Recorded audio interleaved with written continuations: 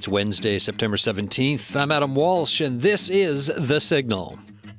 We've got mayoral candidates lined up from select communities to give us their best pitch for your votes on October 2nd. Working title for today, Mayorpalooza Newfoundland and Labrador 2025.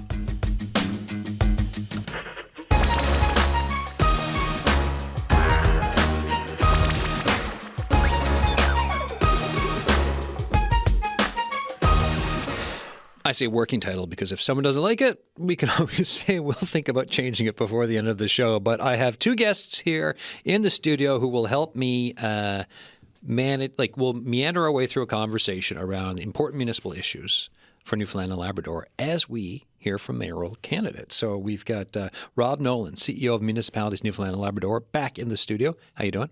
Good.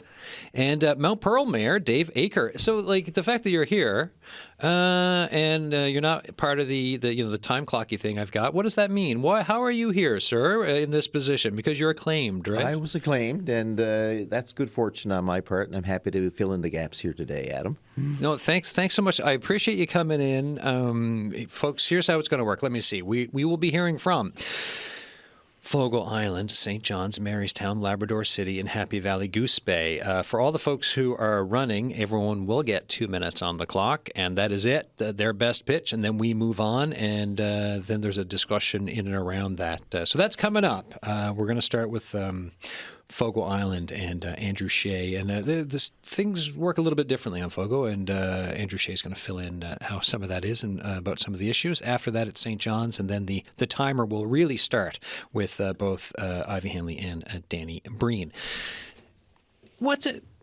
Mayor Aker, what's it like this time? Every 4 years when these things happen, the signs go up and everyone's out and running. What's it like for you? I know you're acclaimed this time, but just in general with the season and what it all means. Yeah, it's the culmination, I think, of 4 years' work for most people who are incumbents. And, if you're a new candidate, it's your chance, I guess, to put your experience to test.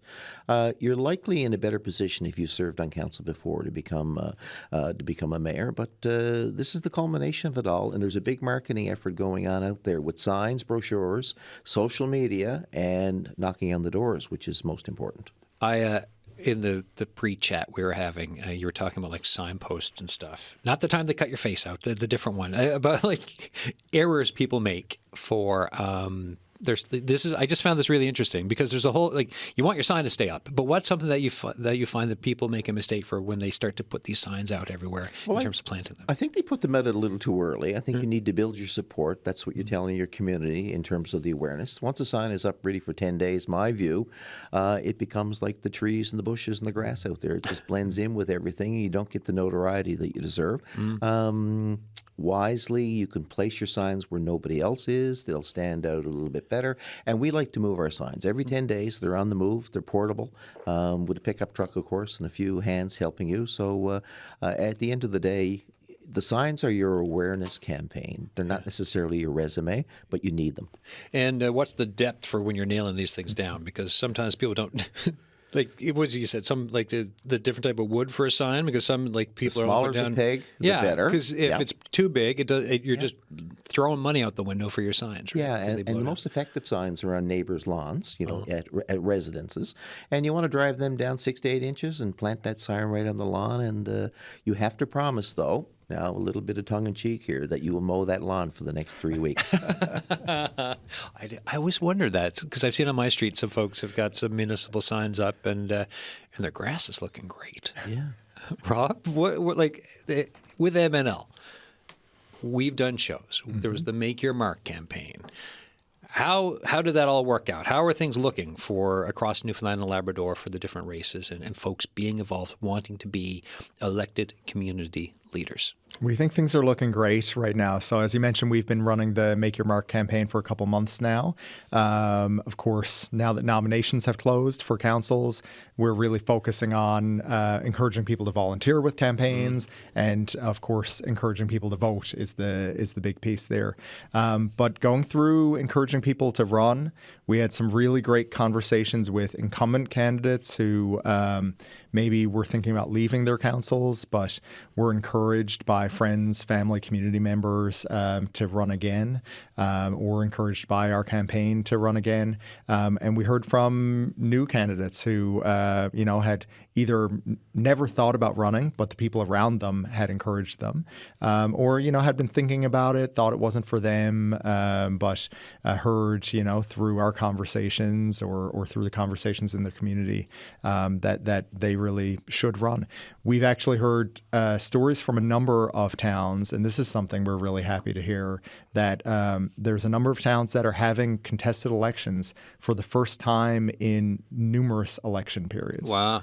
So, there was one town that we heard from that it's their first contested election in 20 years. And that's just incredible to hear. And a contested election is a good sign of a healthy democracy. And it shows that there's interest in local government there, that you're getting enough people to not just fill the slate and all be acclaimed, but have enough people that, there's more people coming forward than there are seats on council. So that's something that's really exciting that's come out of it. I was looking at a press release. It says municipal concerns must be provincial priorities. Tell me about that. Sure. That's a complicating factor in all of this, right? That we have overlapping municipal and provincial elections. So while we're encouraging people to run and vote now, we're also running a provincial election advocacy campaign.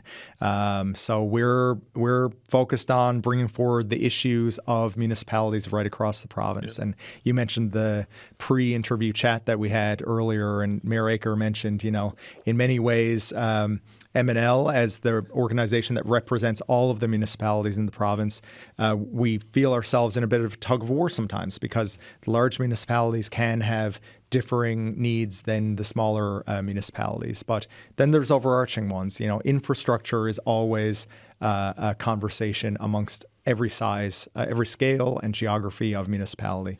Under that is wastewater, drinking water issues. We have on any given day, there's more than 100 municipalities that have boil water advisories for drinking water. We currently have 94 municipalities across the province that are essentially pumping untreated sewage into the ocean and don't have the means to upgrade their infrastructure for that. But then when we get to the largest municipalities, we have 3 Cities Acts across the province. We have the City of St. John's Act, City of Mount Pearl Act, City of Corner Brook Act. That's the legislation that governs those cities. And it's been more than a quarter of a century since those pieces of legislation have been updated. We had a new Municipalities Act, the Towns and Local Service Districts Act, 2 years ago come out, with the province promising that the Cities Acts were next. And I'm sure, Mayor Aker, you have many thoughts on this. We haven't seen any movement on that. So that's another thing that we're calling for, that there's action taken on the Cities Acts, and that the parties and candidates in the provincial election are aware of these issues and are thinking about these as they're looking to get elected.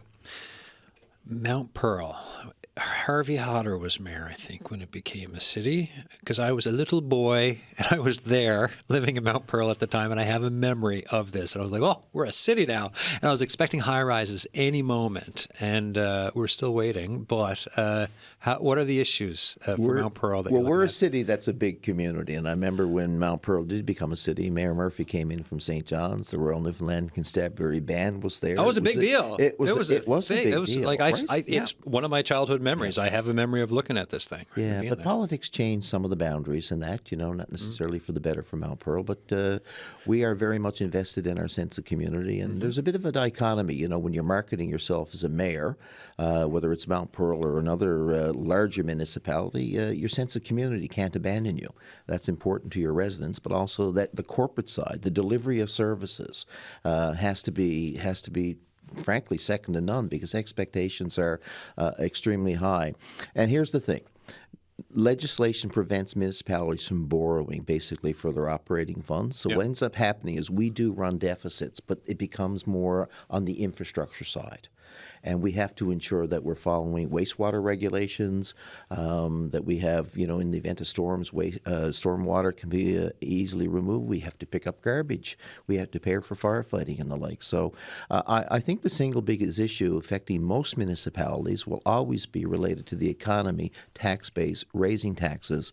And Rob and I were only talking the other day about, I think the single biggest issue perhaps for M&L is really the split of the tax revenue that comes in to the three levels of government. And I believe municipalities need a little bit more of a fair shake in the deal.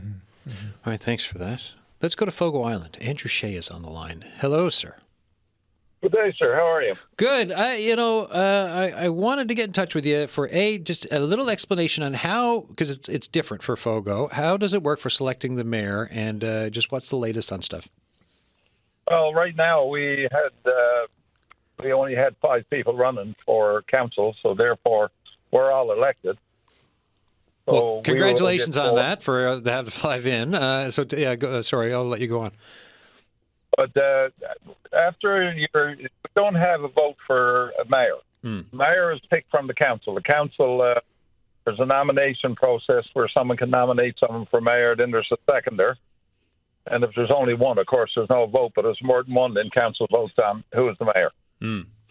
And so when will that process take place? Is that will that be on like October 2nd, like everything else, or is there a different timeline for it? Well, whatever date the council meeting is held to be sworn in, right? Okay. Sorry, go ahead. It'd be a few days later. A few days later. What are the issues for the municipal issues for Fogo? What are the things that you folks are looking at for council issues as we move into to the future? Well, one of the big issues is the ferry, of course. We have a big forest industry, and hopefully that the ferry will be good service from now on, because a big part of our monies now from tourism, and also population is a problem. All around outports, population is problems. We're going to try to work out and see if we can get some full-time jobs or something to bring some people in, young families, to get kids. Yeah, so ferry, right? Transportation to and from, getting folks on and off of Fogo, young families, looking at the population, demographic issues, which for the rural-urban divide for this province, right there. Anything else? Housing. There's lots of shortage of housing. You can't have a place to rent. People wanting to work there. There's lots of jobs on Fogo Island. Anyone looking for jobs, lots of jobs on Fogo Island. But we have a problem getting places for people to stay. So we're going to be looking at housing, jobs, and population, and the ferry is the main thing. All right, sir. I'll have to leave it there. The phone line's a little patchy on this today, but I just want to say thank you so much for your time and for filling us in on Fogo. Anytime. Thank you. So I'll say Councillor Andrew Shea for now, and we'll see who the mayor is once they all decide. But so those are some demographics, transportation. In this case, it's a ferry issue. Housing. This cuts across Newfoundland and Labrador. It doesn't matter which community you're in for housing. And there's the demographic. Any thoughts from you two on what Andrew Shea was saying? I think you just nailed it, Adam. That ferries fall under transportation infrastructure, and all rural communities are affected by that right now, and that's part of what we're advocating for, more support.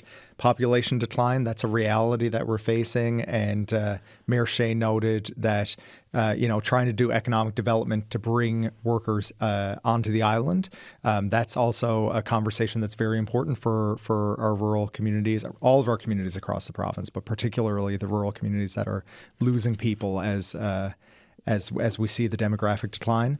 And housing, I was out in Fogo for an event last fall, and that was a major conversation that, we have some significant industry going on Fogo Island, but workers can't find homes. They can't find places to rent. And again, that's something that we're seeing across the sector in rural communities where there is new industry, emerging industry, growing industry, all parts of the province. We're seeing that where there's new workers being brought in or trying to move into the community. There's nowhere for them to live. That cuts across all orders of government, and all orders of government really need to work together on that piece. Mayor Aker, any thoughts? Yeah, I think the transportation piece is the key to it all, right? Economic development leads to tax base, which leads to people having jobs, which leads to people needing housing. So I think you have to put the transportation issue first and foremost. But, the changing economics, in rural Newfoundland and Labrador, like Fogo, I'm thinking is more of a tourist destination now, as opposed to a supporter of the fishing industry like it was in the past. But without that ferry and without the road network to get the workers there, to get the tourists there, it's hard to say, how to be optimistic about your future. And although Andrew didn't really say it, but I suspect that what's going on here, it's hard to run for a council unless there's hope, optimism, and positivity. And we rely strictly on the provincial government and the federal government to help us in that regard. Like, we're responsible for our own boundaries, but having said that, we're also responsible to ensure that workers and customers and goods and services, resources can be moved through and about this province. In the lead up to both of these elections, I was kind of wondering, I was like, okay, 2 elections, there's going to be a lot of issues and it might be confusing. I wonder what's going to happen with interest for voting and stuff. But the one thing I am finding a bit through what I'm doing here, we had a parent panel on yesterday, and it afforded folks the ability to talk about everything we're talking about now, from walking trails that don't exist or perhaps parents would like to see exist in parts of communities, all the way up to ferry, transportation, infrastructure. There's so many issues that overlap in the community you live in that you can talk to your MHA hopeful about, and you can also talk to your mayor hopeful about and your councillor hopeful about to get the message across at this time, because we can stack it all up together for these 2 elections in a way. Let's go to St. John's. All right. We've got 2 folks on the line. Here we go. Mayor Aker, 1 or 2? 2. Okay. Well, we'll start with Danny Breen. Thank you for that.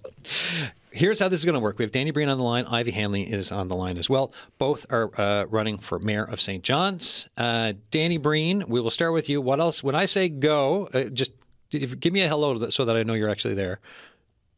Hello. All right, excellent. That's great. I don't want to start the clock without you being there. And Ivy Hanley, are you there as well? Yes, I am. Okay, excellent. Thank you both very much. What I will do is you can have 2 minutes or less to give us your best pitch of who you are, what you're about, why folks should vote for you for mayor of St. John's. I will give you a 15-second warning, and then I'll say time. And like I said, you don't have to use the 2 minutes, but it is there. So Danny Breen, in 3, 2, 1, start. I'm Danny Breen. I was born and raised and educated in St. John's, raised my family here, operated my business here in the financial services industry.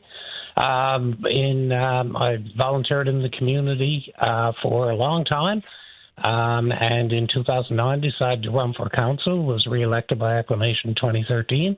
2017 ran for mayor and was reelected in 2021 by acclamation. My goal is strengthening regional partnerships, diversifying our economy, and enhancing public services, and also opening the doors of City Hall wider than they ever have before. So the 3 issues that I think are top of mind. Public safety is obviously a huge issue, housing affordability. But I believe, too, that legislation, the City of St. John's Act, is a major issue, and with that, a fiscal arrangement where we have to take the burden off the taxpayer so much. Now, about 75% of our revenue comes from property taxes, so we need to identify a new fiscal arrangement where we get other sources of income. Why vote for me in this coming election? We're going to have a new council. We could have 6 or more new councillors. So I think there needs to be a mayor with proven experience, leadership to get us through the challenges that we face ahead. All right. So, sorry, you have 30 seconds. Oh, okay. So just to wrap up, I think there are some major issues in the city: housing affordability, public safety, the drug crisis. A lot of those cross the same barrier, but all require collaboration with other levels of government, with community groups. And I think that collaborative approach is what will get us through these things at the end of the day. So, All All right, Danny Breen, thank you so much. That was great. So we're trying to figure this out. I haven't done this on the radio before for timing and for gaps, but you used your 2 minutes. Excellent. Thank you very much. Let me re-rack the clock here. 2 minutes and counting. Ivy Hanley, begin. Hi, thanks for having myself, Ivy Hanley. The resilience, kindness, and drive of St. John's residents drew me here nearly 20 years ago, where I chose to build a life, start a family, and make this city my home for the rest of my life. I'm a tradeswoman, mother, artist, and a successful business leader. I've worked in high-pressure environments, run construction and safety projects, and built businesses from the ground up, creating local jobs and contributing millions to our economy. I know what it's like to face barriers as a single mom, and I know what it's like to break through them. Having real-life experience matters because elected officials need to relate to the people our policies are for, and that's why I'm running. We need real-life, relatable experience at the helm. I bring a clear, unfiltered view, not shaped by the political status quo. I'm not tied to the current system, and that's an advantage. Because when policies are unfriendly to businesses, when development is stalled, and when we have housing and drug crisis, but our city's management is paid per capita double, if not over double, what managers earn in our nation's capital or Halifax, I know we have to create change. It's necessary. I have no relatives on the city of St. No family ties that can influence my decision. I've stepped away from my own businesses to dedicate myself fully to the city's growth and to restoring trust in our council. I also ask that we are going to hold the province accountable for the impact their policies have had on our city, pumping over $1 million in drug paraphernalia into St. John's without supporting the local resources needed to handle the fallout. I believe in collaboration as well, but I also believe in responsibility. Our city cannot carry this burden alone, and I will not allow this to continue with no exit plan by our province. I ask St. John's voters to elect Ivy Hanley to vote for change and innovation. Our city deserves it. And time. Okay, Ivy Hanley and Danny Breen, thank you so much. We'll let you go because we have to move on, but much appreciated for the 2 minutes each there, folks. Cheers. All right, so that was the city of St. John's. We're going to drive to Marystown now shortly, but as we get, let me see, 1, 2, 3 candidates are going to be on the line for this one. We'll go back here into studio where we've got the newly acclaimed Mayor of Mount Pearl, Dave Aker, and Rob Nolan, CEO of Municipalities Newfoundland and Labrador, with me. Any issues stand out to you? Like, we don't need to judge what folks are saying of what they're saying, but like any issues stand out to you about? Because I know Danny Breen mentioned the act. Ivy Hanley kind of mentioned some of the things she wants to change. Anything stand out for municipal issues for both of you? I think leadership stands out in this particular issue. When you're the mayor of the city or candidate for mayor, you have to demonstrate how good of a leader you'll be. One of the interesting dynamics in St. John's is they have a council of 11 and they have a mixed ward system with at-large councillors as well. So managing that can be very interesting. But the thing I'd note, you got 2 really good candidates, perhaps coming with a different perspective. The problem, one of the dynamic challenges with mayor races is that only one person can win. It's like Highlander that way. Very much so. And it's very interesting that you have good candidates that are not going to make the cut. But that's the way the system works at the end of the day. But, I often say kudos to anybody who's willing to run for office. Danny and I have served together for the same lengths of time, both 2 terms on council, 2 terms as mayor. And we both appreciate the need to evolve and change. And I think Ivy had a good message in that regard. Excellent. Rob, what about yourself? Anything stand out from, and again, this can come down to from, we think back to Andrew Shea or talking to both Danny Breen and Ivy Hanley, the rural-urban divide or anything else? I would echo what Mayor Aker said, and that a lot of it is talk of leadership, leading a council. The mayor is the chair of the council and needs to work with the council, the representatives of, in St. John's case, regionally within the city, which are wards, and take all of the interests and try to work together on those issues. Both touched on the need to work with the province on things that are kind of cross-jurisdictional boundaries, like mental health and addictions, like public safety, the fiscal arrangement, even economic development. Both touched on, how can we make the city a more business-friendly place?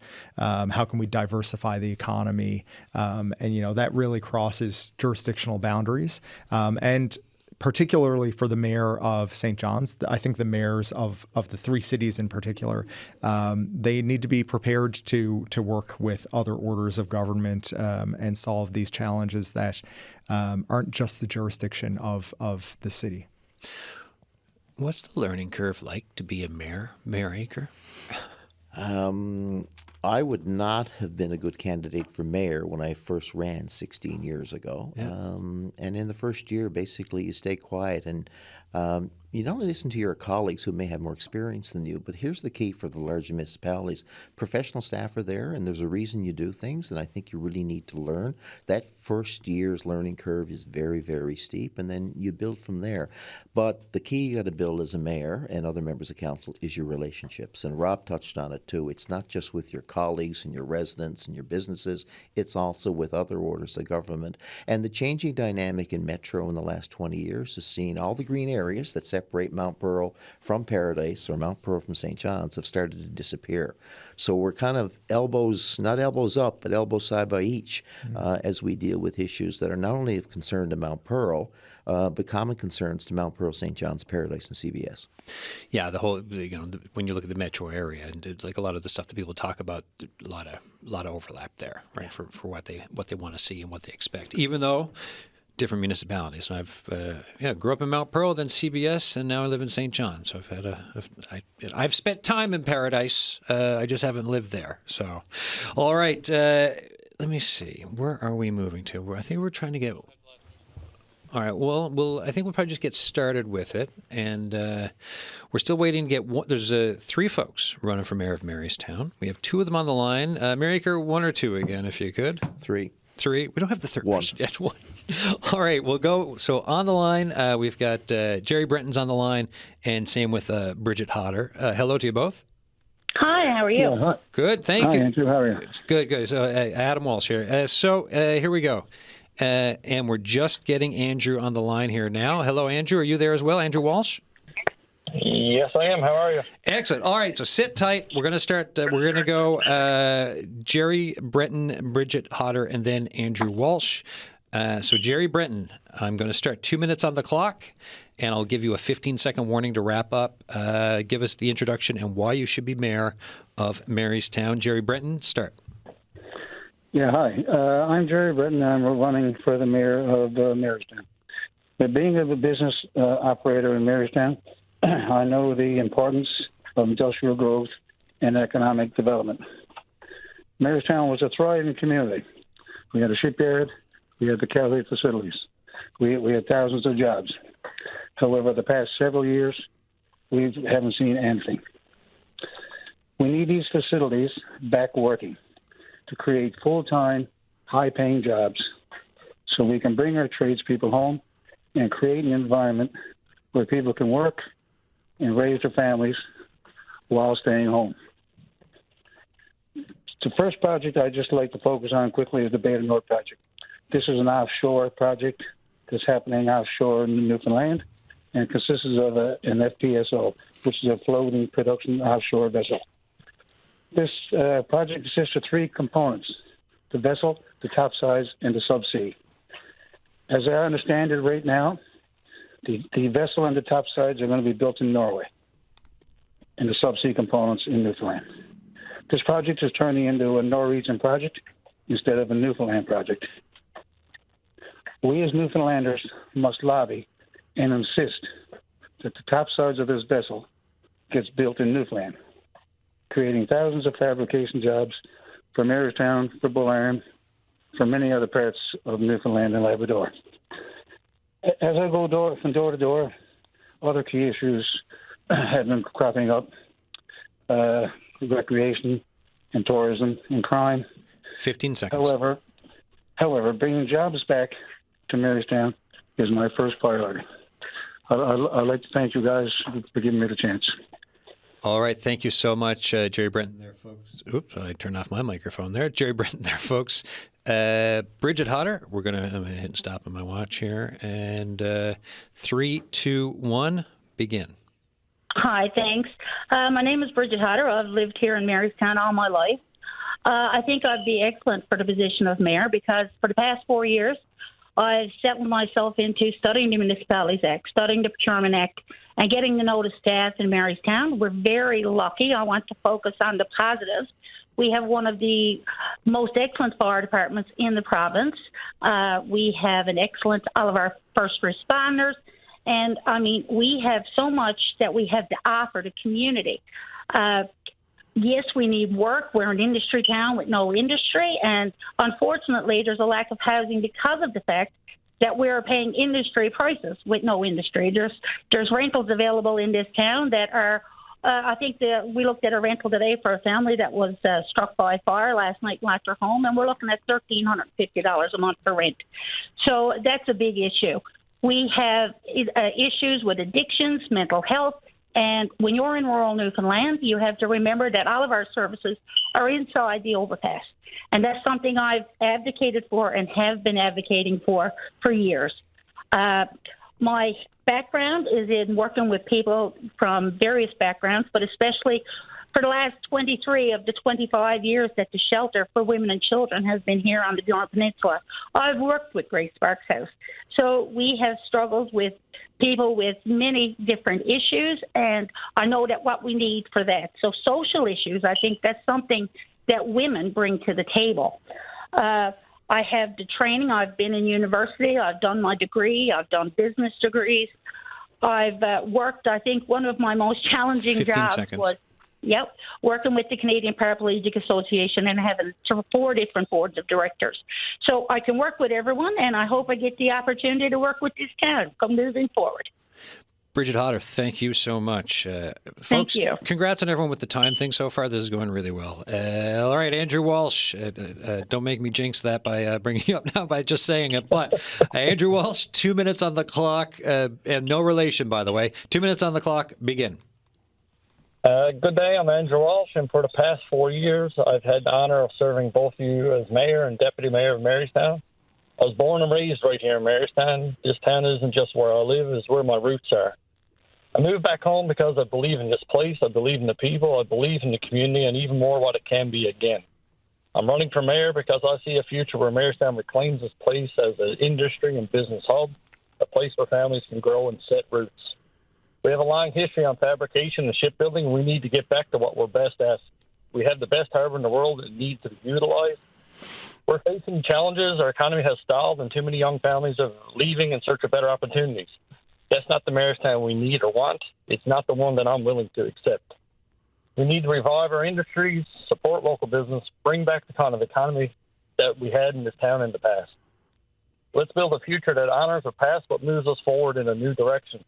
With your support, I want to lead that charge, not just to restore what we had, but to build something new. It all comes down to this: hard work, experience, dedication, and drive. That's what I have, and that's what I'm bringing to the table. Marystown, I'm Andrew Walsh, and I'm absolutely ready to lead. Excellent. Thank you so much. Andrew Walsh, Bridget Hodder, Jerry Britton, all running for mayor of Marystown. Thank you, folks, for your time today. It is much appreciated. You're listening to The Signal. I'm Adam Walsh. You're tuning into what we're calling here, the working title still, Mayorpalooza Newfoundland and Labrador 2025. We're talking to folks wanting to be your leaders in different communities across this province. In with me here in studio, Mount Pearl Mayor Dave Aker, who's acclaimed, and Rob Nolan, CEO of Municipalities Newfoundland and Labrador. Lots to chew on and think about from the crowd of Marystown, right? Like, I think they cut on so many, from healthcare to services to industry, like you name it. What stood out to both of you here?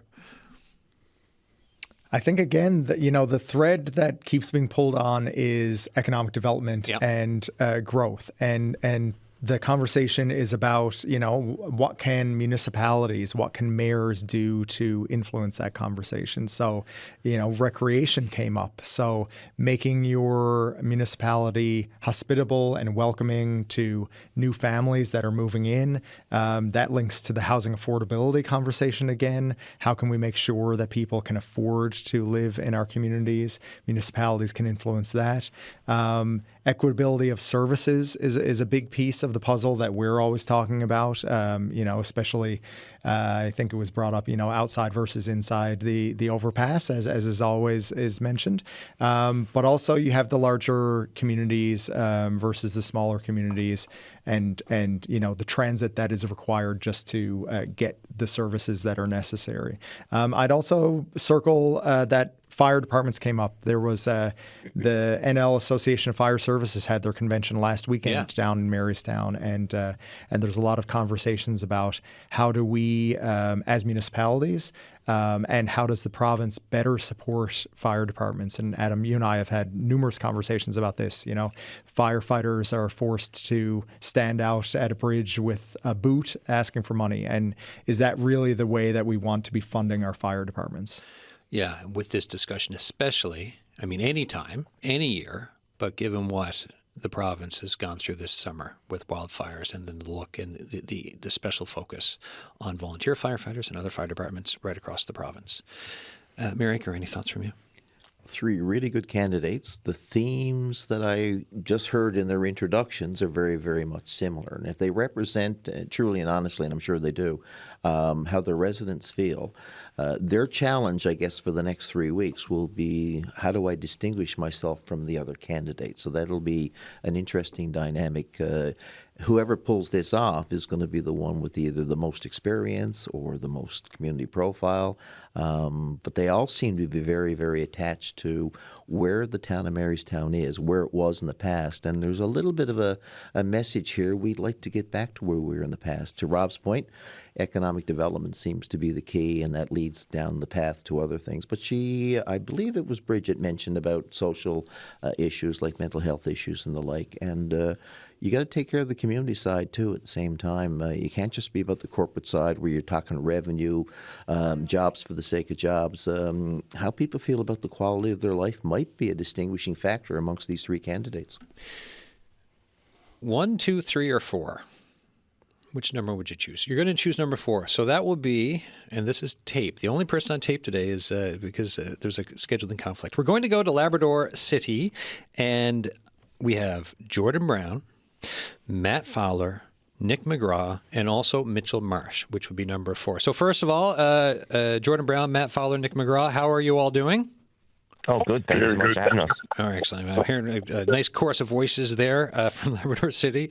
What we will do is, because where Mitchell Marsh couldn't make it, we'll go, and it's 2 minutes within the guidelines. We'll play that tape first, and then I'll go down through the list as is in front of me for the order that we got everyone on the phone.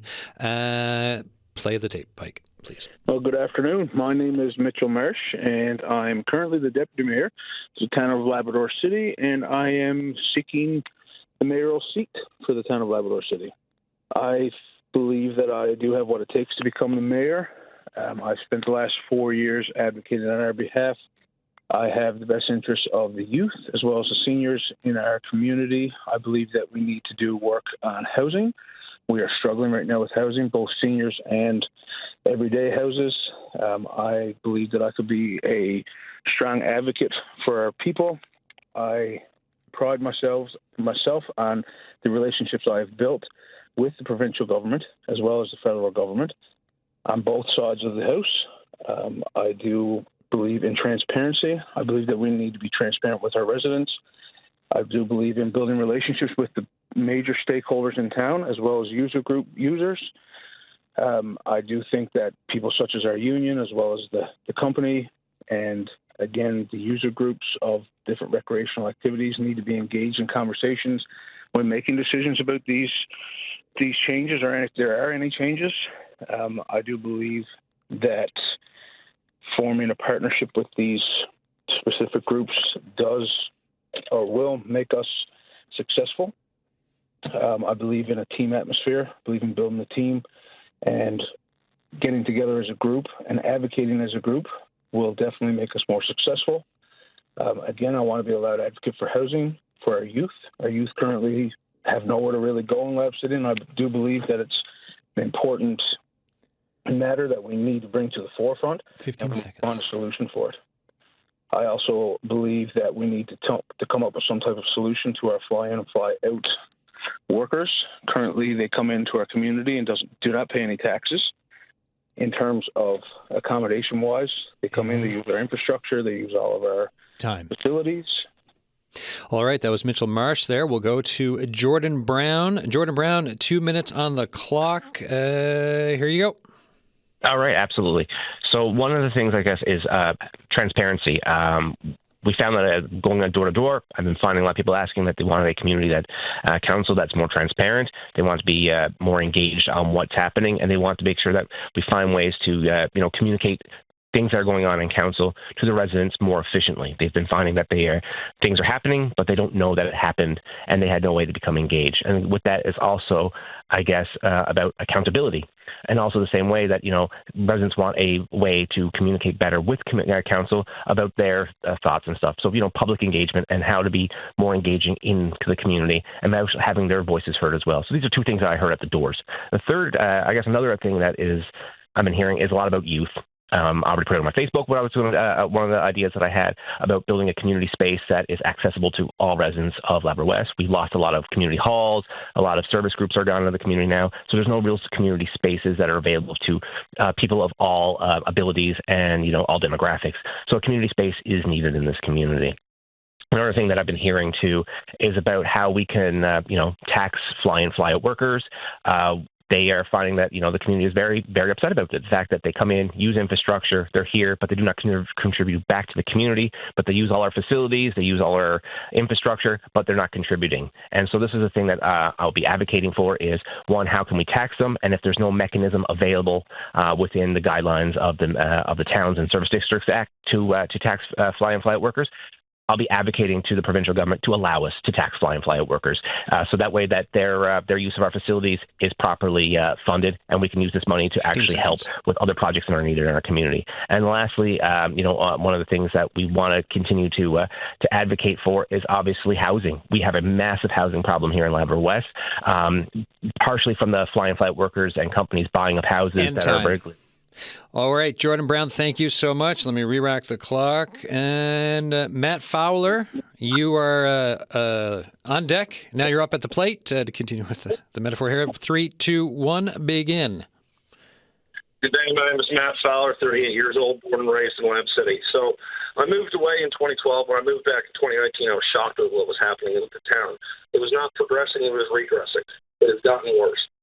First thing on my plan is build more houses, and I'm talking 500, 600, maybe even 1,000. And I'm not just talking houses for people who work just so people can buy them. All right, we're going to hit pause on the clock for 1 second. Matt Fowler, if you're on speakerphone, we're just pausing the clock here with, hold on. You want to come off speakerphone because we can't hear you, which defeats the purpose. I'm trying to be fair. Speakerphone, sir. All right, so we're just going to test the line here. Can you hear me now? How you doing? Yeah, I can hear you. All right. My phone wasn't on speakerphone, sir. Oh, it's not on speakerphone? We're going to go to Nick McGraw. We're going to handle your phone situation for 1 second, and then we'll be, we'll go back and give you your time because it started to get all garbled there. So, Nick McGraw, are you still on the line? I am, yes. Okay, and you're sounding good. So we'll figure out Matt Fowler's phone situation, and if you're ready, I will start the clock, sir, at 2 minutes for your best pitch. Go for it. Okay, thank you very much. Nick McGraw. I'm running for mayor here in Labrador City. I've been here for 47 years, served 2 terms as a councillor in the Municipalities Labrador City. I'm a former MHA and a former Minister of the Crown. So I think all of that gives me a fair bit of experience within the political realm. I've been in business here in Labrador City for approximately 44 years, owned several different types of businesses here, and at one point employed over 30 employees. So I have the experience of dealing with the general public in many different areas.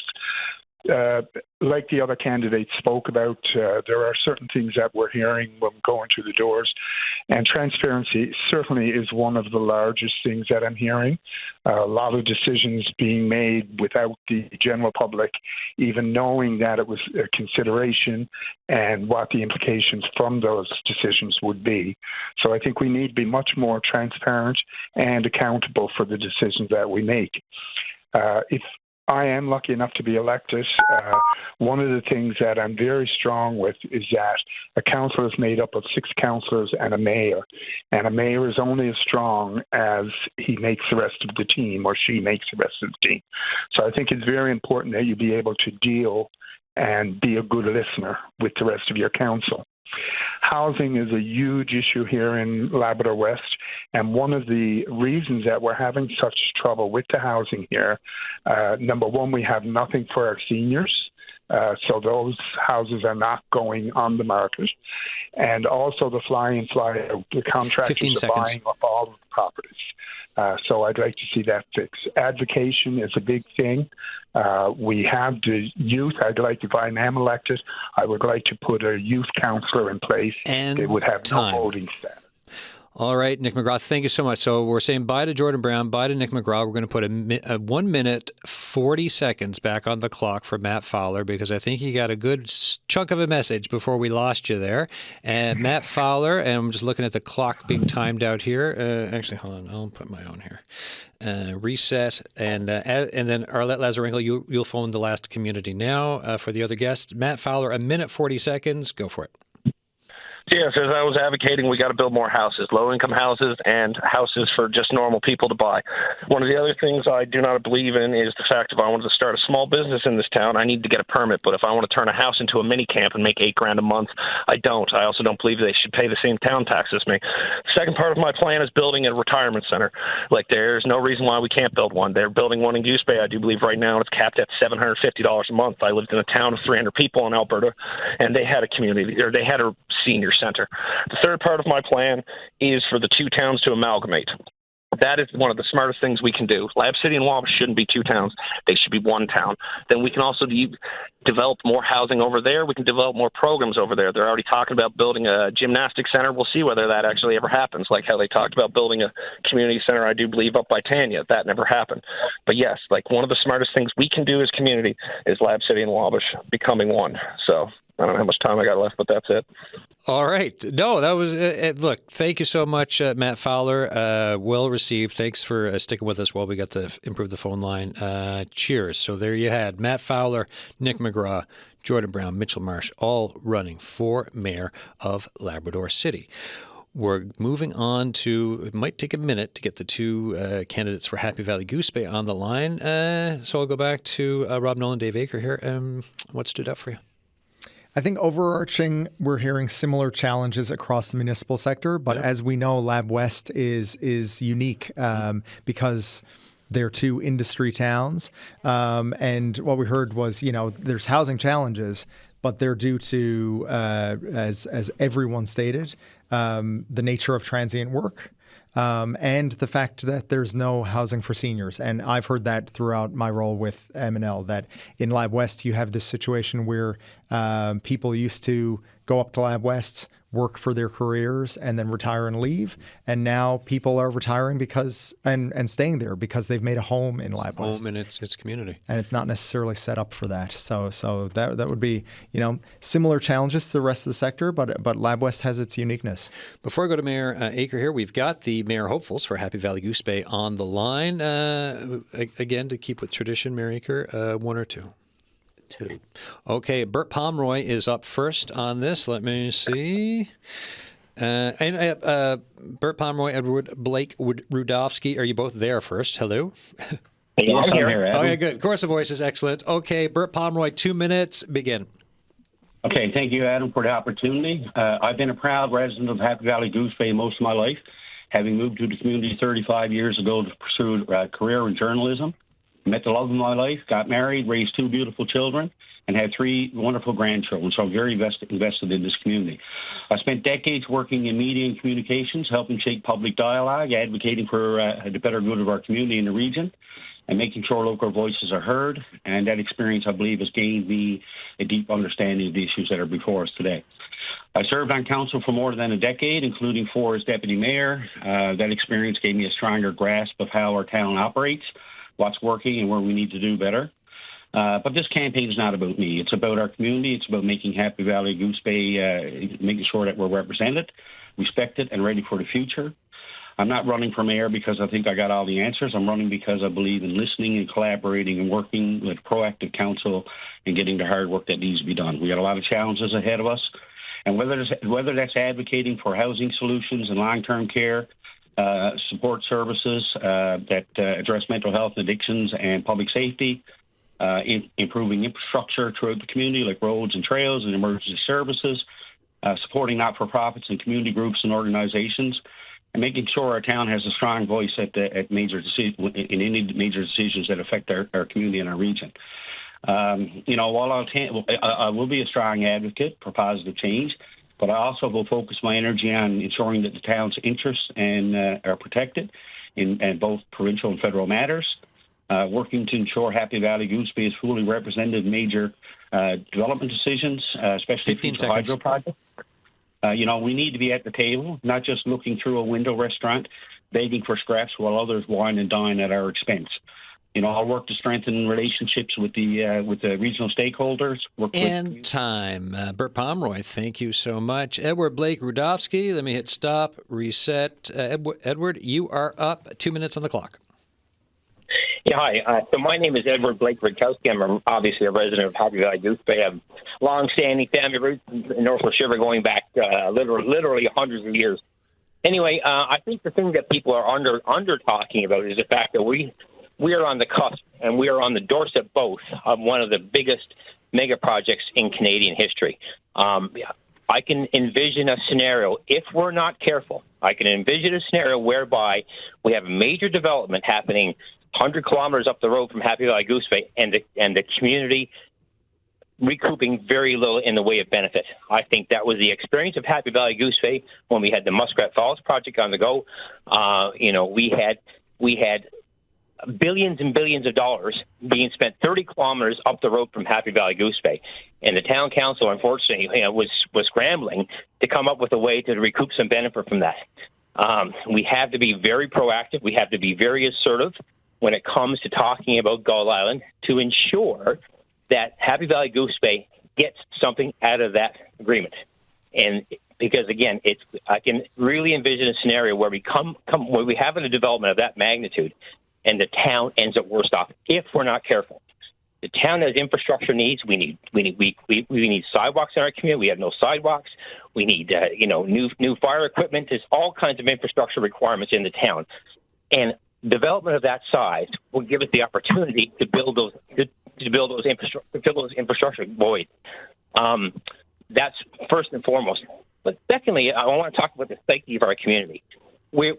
Happy Valley-Goose Bay has an abundance of volunteer groups and an abundance of resources, and all we hear is the negative about our community. People unfortunately talk about the community of Happy Valley-Goose Bay in a negative circumstance. And at the end of the day, in spite of the fact we have issues and we have problems, and we certainly have them at the same as any other place. Time.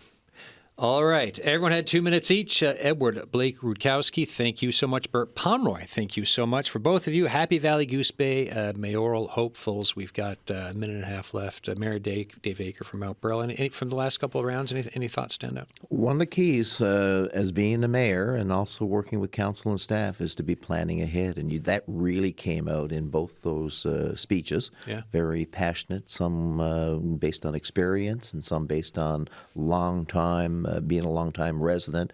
But if they're not ready for what's about to happen up that way, the provincial election's talking about the MOU and the revenue side and whatnot. But it's a good thing the provincial election's overlapping a little bit with the municipal because you can see the big tie-in.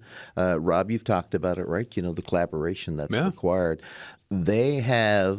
They're out of this universe when it comes to talking about what may happen to them in the future. And if they're not ready, they're going to see such a rise in their housing prices, the prices of services. They have to make sure that they've got the support of the provincial government and the ear of the residents, too, because at the same time, as Don Iverson always said, the former mayor of Edmonton, cities and towns are never perfect. So they've got their current issues on the go as well. A very diverse community up there in Labrador, the logistical hub of much of Labrador. But yeah, they've got this big elephant that's just roaming in the future for them. And both candidates seem to have a very good handle of that. 20 seconds to you for final word, Rob. I think I'd echo what Mayor Aker said about the seat at the table piece. Both candidates and in Lab West, they brought it up as well, that municipalities need to have a seat at the table, talk about community benefits. That's been more and more of a conversation over the last few years with the developments that have been happening, and who better to represent the community than the elected officials in local government. Rob, Nolan, Dave Aker, thank you so much for this. A pleasure. Thank you. And everyone across the province we just spoke to, thank you so much for your patience and for coming on and giving us 2 minutes of your best pitches to be mayors. Completely different show tomorrow. International events. Leaders from around the world will gather in New York for the UN General Assembly. We will talk about the crisis in the Middle East, the war in Ukraine, climate change, global volatility, and more tomorrow only on The Signal. Don't miss it.